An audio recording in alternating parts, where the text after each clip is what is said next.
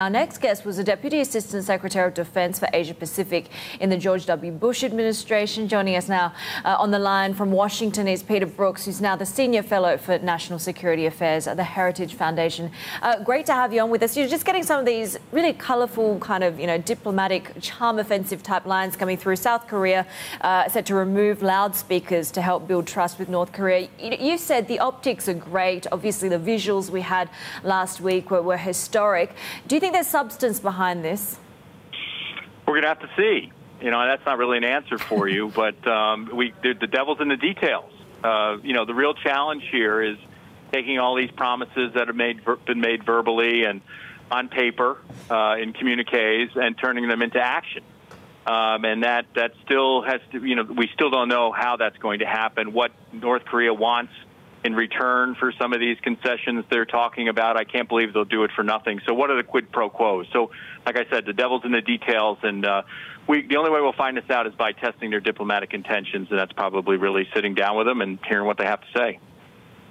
Well, one of the questions which probably feeds into that is why they're doing this, right? A lot of people scrambling to take credit for what happened last week and any potential deal, but we know that North Korea doesn't do anything that's not motivated by internal goings-on. So what do you think is actually happening there?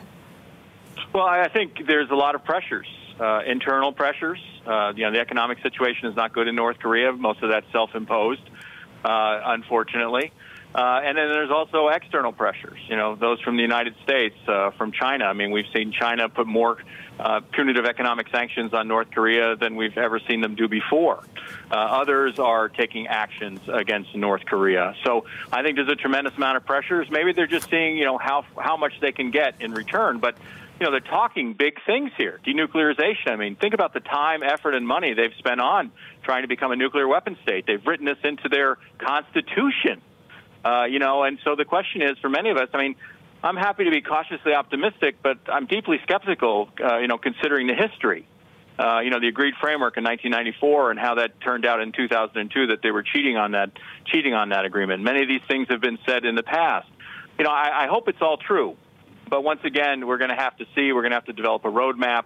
And I think there's nothing wrong, since they're willing to test their diplomatic intentions and see if they're serious about these things. And if we define things the same way, does denuclearization mean the same thing to us, people like me, complete, verifiable, and irreversible disarmament?